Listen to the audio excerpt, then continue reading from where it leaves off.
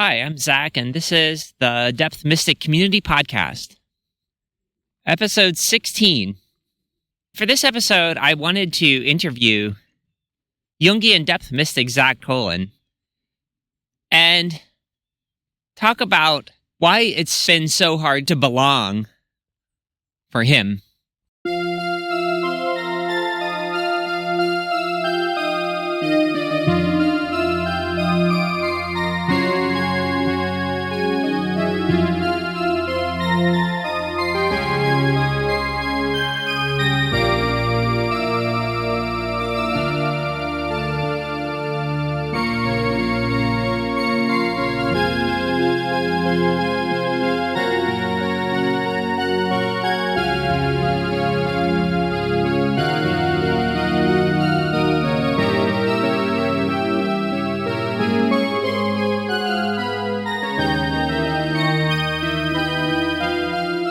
Let's bring him on.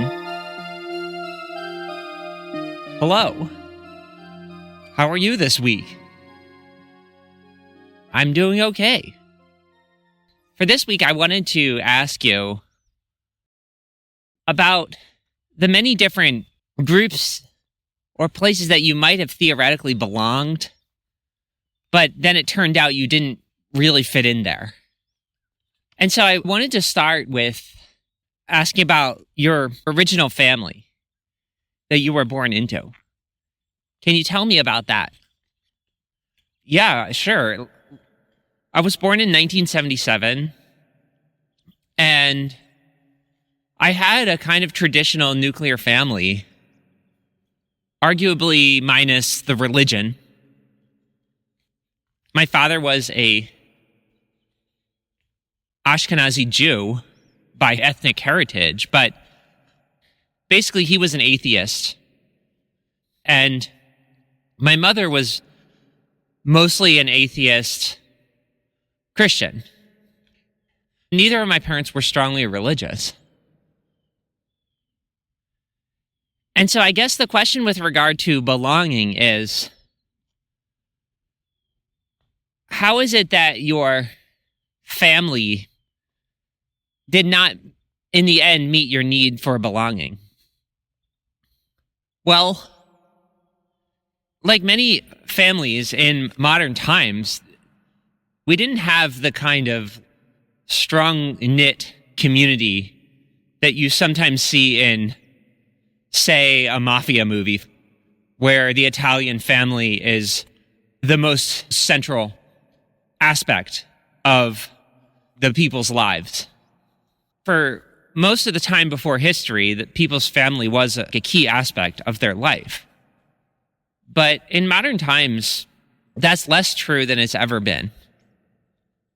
And then when my parents split up when I was 13 years old, it only drove home the point that this was not a kind of place that I could belong in. I could no longer say I belonged to this family because the family didn't even exist anymore. And so in terms of models by which I could copy my life, I originally wanted to be somewhat like my father, so I kind of enacted his way of life. But then by the time I was 15 years old, I realized with dread that I didn't want to or would not be able to copy the model that my father set out. But a lot of people in our time don't belong to their own nuclear family. Like, the way our society is set up, you're just supposed to go into the world and make it on your own. You're not supposed to be able to rely on your family for career or extensive belonging. And the vast majority of people in modern times feel that truth to a great degree. And I too felt that. And so we can cross the original family off as a potential source of belonging for me. Okay, now let's talk about school. Tell us about your experience with school and whether that could serve as a source of belonging Okay. Like most kids, I was mandated to attend a school through high school. Now, my parents played a little bit of a part in moving to the town that had a different school. But the basic pattern is you attend the school and you start to form a sense of belonging with your high school class, with your year. And this is like a government mandated formation of a tribe, you might say. Now, of course, it only lasts until the end of your senior year. And then that tribal entity dissolves. Now, people decades later will attend the reunion of their class. But it's only a kind of nostalgic process rather than any kind of meaningful tribe that you continue to belong to.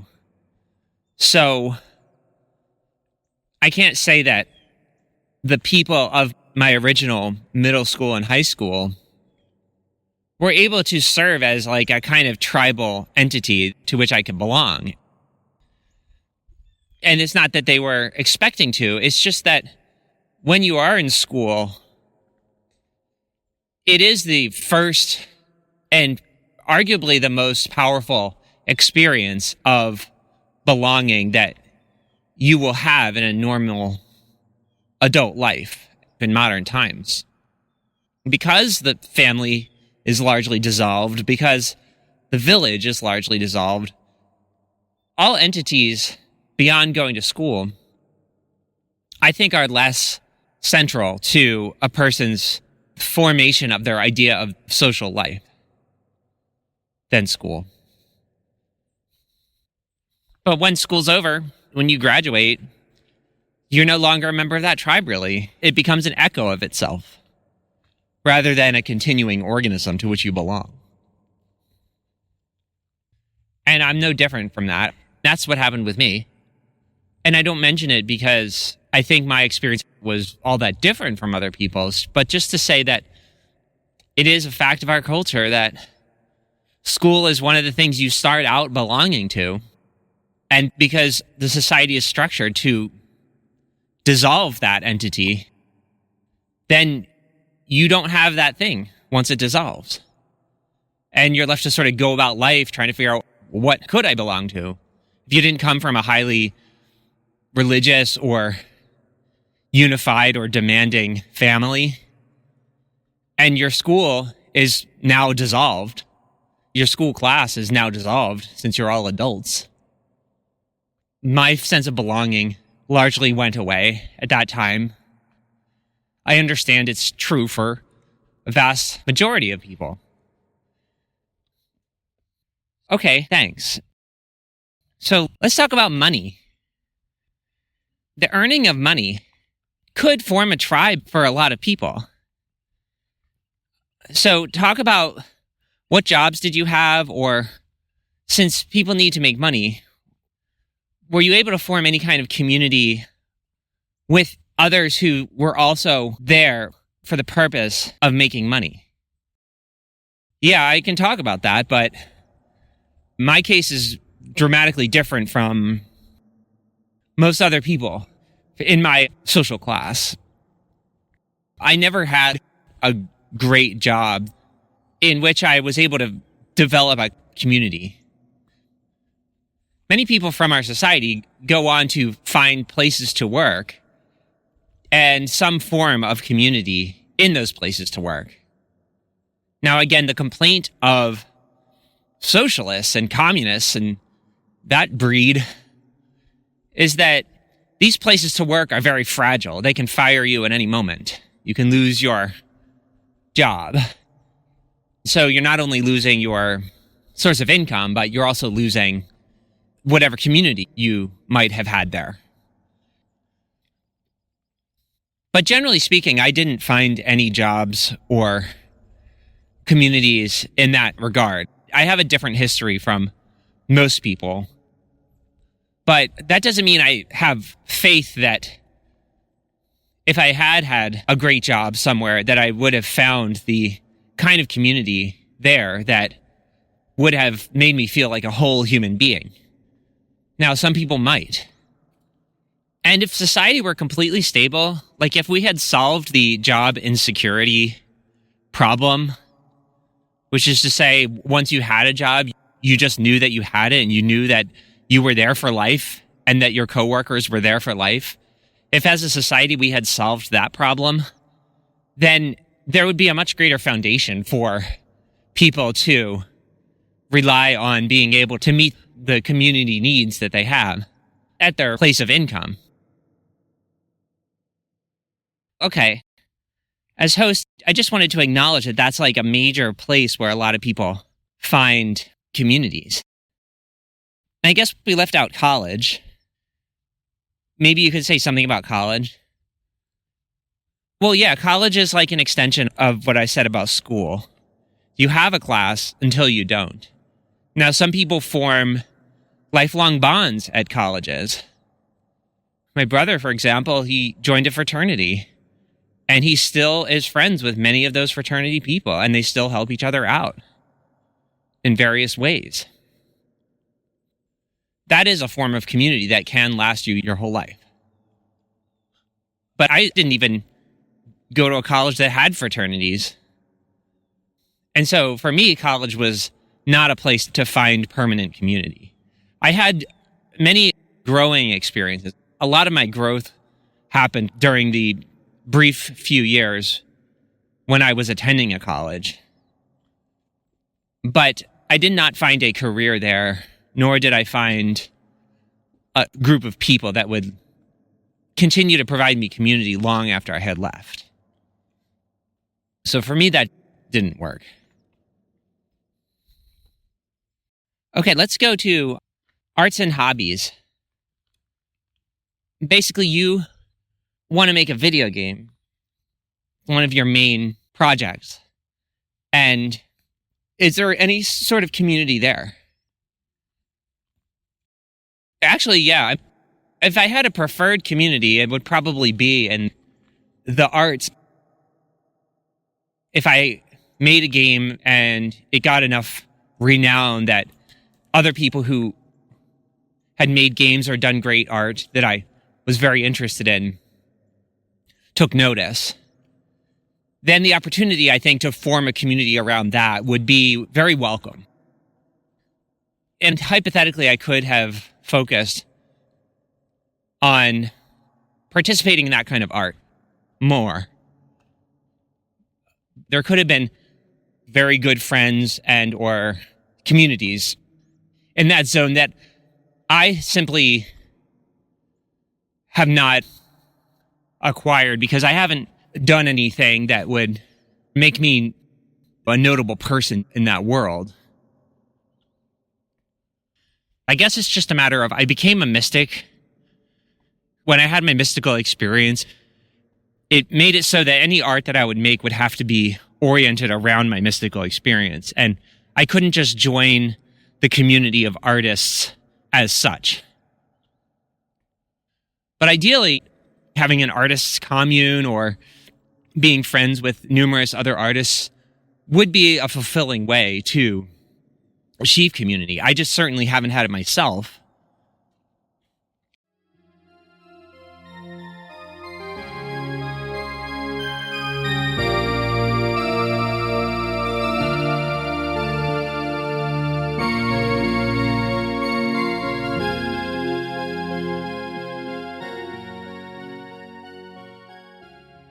Okay, let me ask you about this one. Romantic love or ideal partnerships. Because sometimes you might not be able to extract a community from, say, your particular profession or your particular religion. But sometimes people stumble into meeting the perfect significant other, the perfect soulmate. You know, the perfect person who the partnership unto itself was so good that that actually serves most of their communal needs. They just get with that person and then they'll buy a house together or whatever, and that will essentially become a large part of their community. just that one other person. So tell me about your experience with significant others, romantic love, and the possibility that you could solve a lot of your needs for community just by finding one person for you. Well, yeah, that's what we call the myth of romantic love. And it's not a myth for everybody. A lot of people's lives nowadays are based around these partnerships that they form with the person they meet who happens to be good enough for them to be sometimes called partners in crime. Well, as host, I'm going to say, we'll get to crime later. Let's just focus on romantic love for now. Yeah. So in my experience, I never met the perfect other who was just sort of destined to be my partner. I don't know if that person exists. I don't know what a reasonable expectation of finding such a person might be.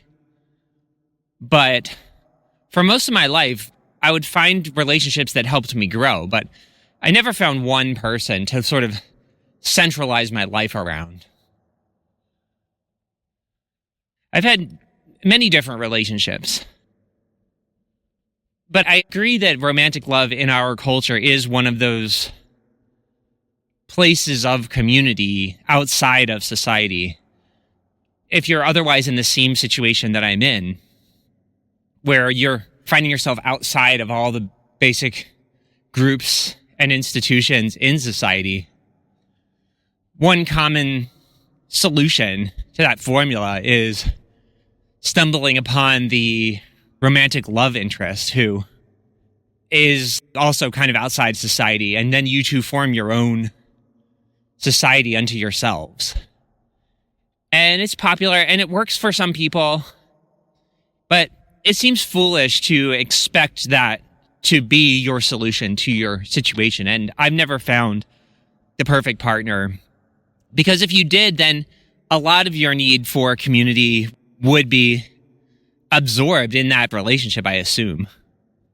It wouldn't meet all of your needs, but it probably would meet a lot of them. But it doesn't always happen. It hasn't happened for me. Well, that's okay.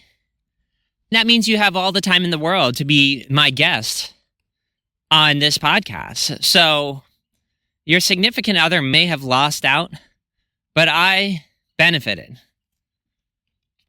At least I can thank your significant other for freeing you up by never having met you. So anyway, let's talk about the mental health system. Is there any possibility of finding community in the mental health system?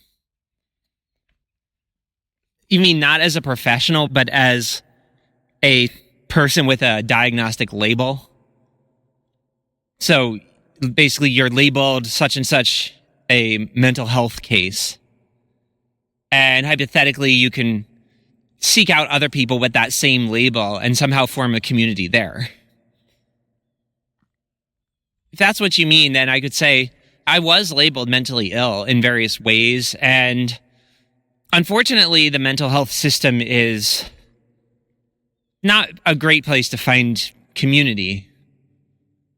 There's something I would call the alternative mental health system, where it's like peer support networks. It's other people who have mental illnesses. Instead of just agreeing that you should just nod and take your medication, they're trying to share their experiences with each other as honestly as possible. There is an alternative mental health community, and I've met a number of people in what I would call that community, but I guess my problem with that is that my experiences have been perceived as mental health problems. And from a certain perspective, maybe from a rigid societal perspective, they are, but I've never experienced them that way myself. I always saw them as religious experiences, spiritually transformative experiences. And so I've always experienced my own mental health problems in a kind of religious way. But I guess the question would be where's the community there? There are some people who become advocates for various perspectives on mental health. I found a little bit of community in that zone. Because from society's perspective, that's what I am. I'm a mental health case. It's just you have to understand that the official mental health system actually helping somebody like me is very low among their priorities. So when I got on government welfare, disability, that was the best solution for me. That was the best way for me to get anything useful from the mental health system, because they have categories, and if they decide you have a certain mental illness or situation that makes you unable to work, then you can be labeled that way and get money from the government. And I got it so that I only have to encounter the people who diagnose and verify that it should be on disability very rarely. So I have minimal interactions with the mental health system other than to be on disability and get money that pays for my minimal expenses. And insofar as I'm in that mental health system in that way, it is a kind of community. There is a weird relationship I have with all of the taxpayers who pay into the Social Security system so that I can get disability. That is a sort of community that I have, although it's a very abstract type of community. And it's very difficult to assess it and to understand how it makes you belong to something. I do belong to something because wherever your source of income, wherever your income comes from, you do belong, at least to some extent, to the community of people who are giving you that money. And so in my case, being on Social Security, I belong to the community of people who historically have paid into the Social Security treasury.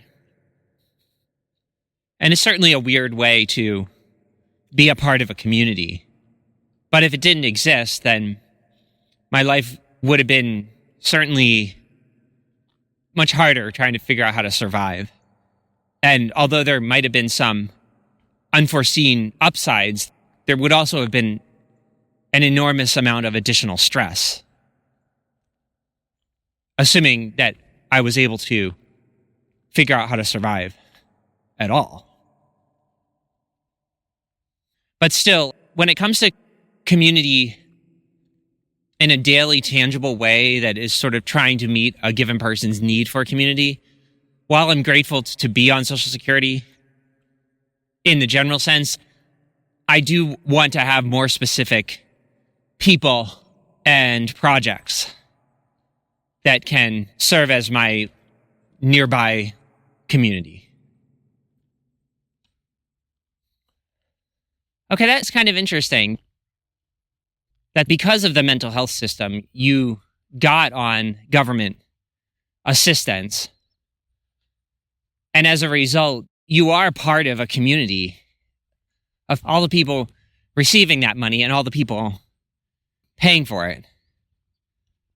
It is a low-level, not very communicative community. You're not constantly talking to each other. But it does seem real nonetheless. Now let's get to crime. I realize that it's possible for people to form communities based on crime, and let's put vice in there too, like such as addiction. Have you formed any community based on crime and vice? Well, no, I haven't. I committed one small crime and I was in jail for a small period of time. And I don't have any friends remaining from that era. Let's put it that way. I want to say, though, that I have often been jealous of the 12-step program people, the Alcoholics Anonymous, Narcotics Anonymous. I'm jealous of the fact that they have a community of addicts kind of available to them, that they make each other available to themselves. Like sometimes I wanted to start Mystics Anonymous, Jungian Mystics Anonymous, or that type of thing. I had wanted to mimic the model that they have for their addictive personalities because, for better or worse, the fact that they are addicts has provided many of them with a community of other addicts. And for a lot of people in this world, any way you can get community is valuable. And if you don't have a vice, then you can't get a community from the existing vice-oriented anonymous programs. And that's a problem. Like, I wish there was a community that was available to people who just wanted to go hang around with each other, but didn't have to have a vice in order to do so. So I just want to give credit to those groups, even though I'm not recommending people become addicts just so that they can have a corresponding community to help them stop their addiction. But if you do happen to be an addict, you're in luck because those communities can actually be really good for people. So I just wanted to say that. Okay, as host, I'm getting close to the end of my list. So we've talked about the family. Maybe you could find some community in your family. And it's like, not really. Because you don't have enough in common with them. And they don't have that old-fashioned extended family kind of vibe that makes being born into such and such a family an actual source of community and belonging.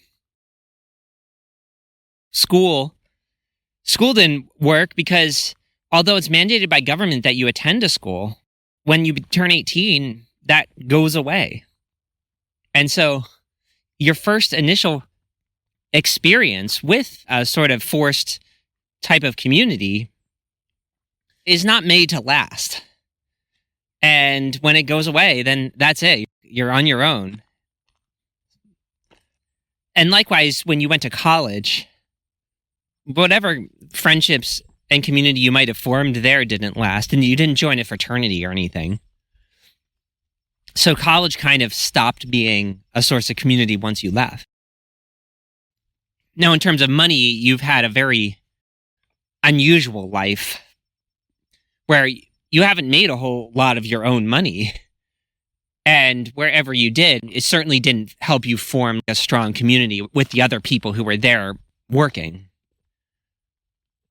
Then when we go to arts and hobbies, just to summarize what you said, it would have been a great potential place if you say we're making video games, which is your main idea of good art for whatever reason. Yeah, if you had made more art and been able to find companionship in the community of other people making that art, that would have been great for you. It just didn't work out because you didn't make enough of it. You had this mystical experience which monopolized your time. Then in terms of other hobbies such as a philosophy, or I guess we could call it maybe a religion that was available to you. Tons of people find their community by converting to a given religion. And we know that you didn't have any such conversion to a well-known religion that already has a built-in community. You had a conversion to an extremely unusual religion that has almost no built-in community. Okay, and then I went to the mental health system. And you actually admitted you are part of a community in the mental health system. You receive disability from all the people who pay into the Social Security Fund. But the mental health system itself is totally not capable of helping you in their ostensible field. They're not actually capable of helping you with your mental health. All they're able to do is say, yes, you are not able to work, and thus hook you up with a source of income. And you like it that way because you don't trust any of the professionals in that field. You don't think they have any ability to encounter you realistically as you actually are, rather than according to their professional constraints and the limits of their own spiritual and philosophical capacities. But yeah, you are part of the mental health system a little bit. What about politics? Politics, hobbies, other ways people might theoretically form communities. Have you had any luck finding communities in those regards? Well, as a Jungian depth mystic, my politics are not easy to figure out. And for most of my life, I've had not enough political leanings to be willing and able to find a community around advocating for one's political concerns. Recently, I was attending a political libertarian kind of meetup. Like, if I was going to have some politics, they would probably be closer to libertarians than to traditional Democrats or Republicans. Actually, some of my friends right now I met through a political libertarian meetup. And in terms of hobbies, I do attend philosophy meetups.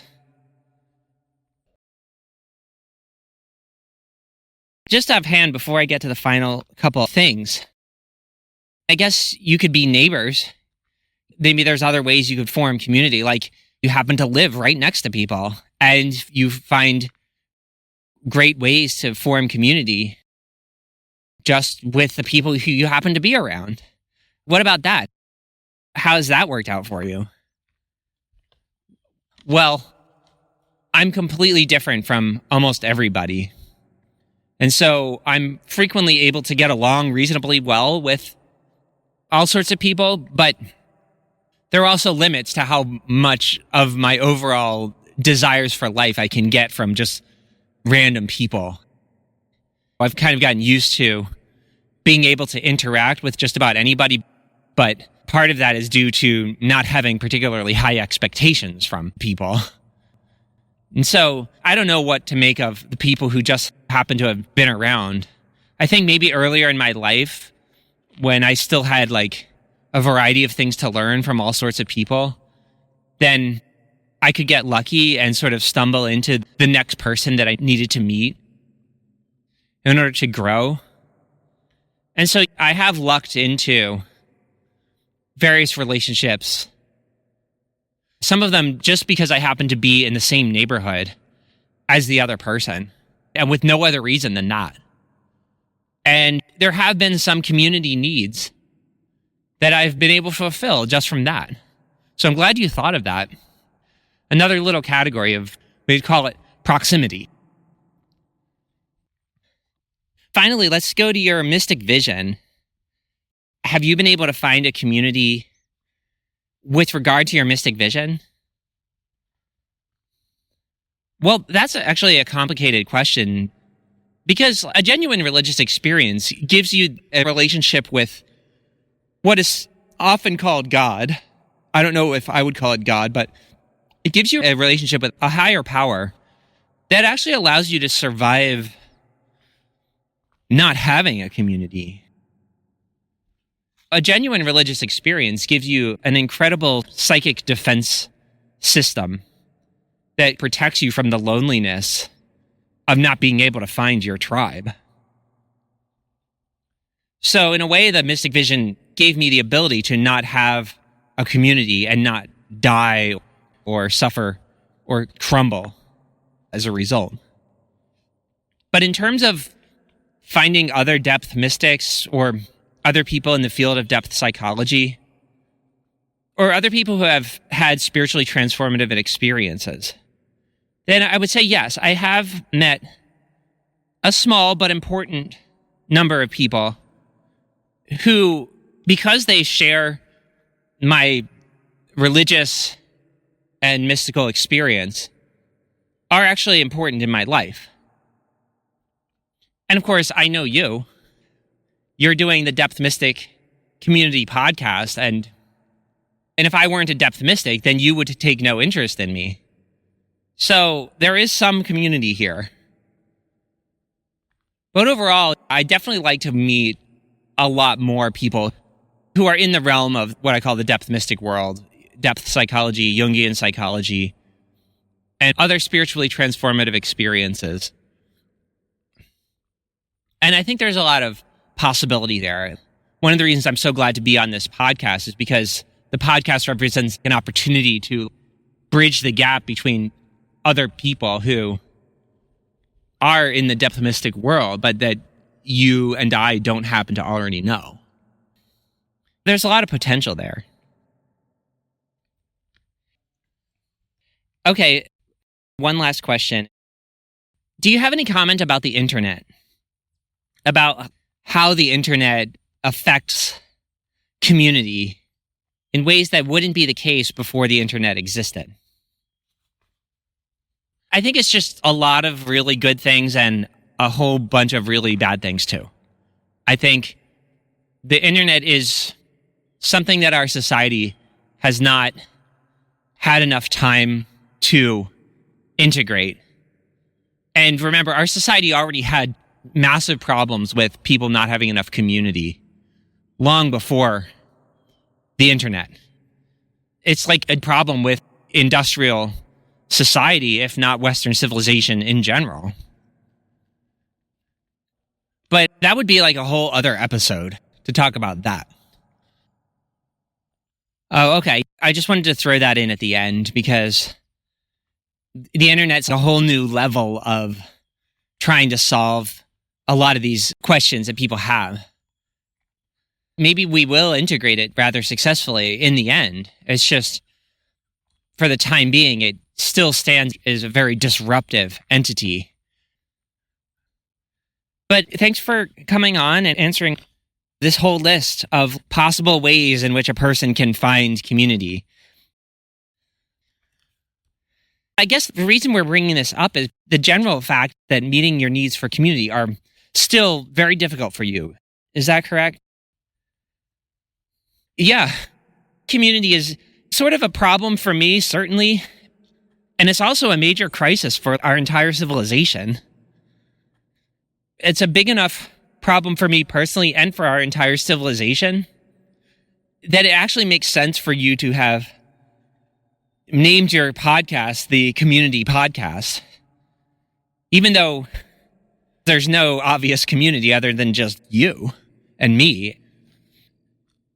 How do we get basic people to have enough of the sense of community that they need in order to live like fulfilling lives? Maybe we can find it in the world of depth mysticism, which is to say people who agree with our philosophy or sympathize with it at least. But also just stating the need for it, asserting there should be a community of some kind. There has to be a community. Well, yes, that is the point of the name of the podcast. It's so obvious that there's not enough community that I have to declare that this is the community.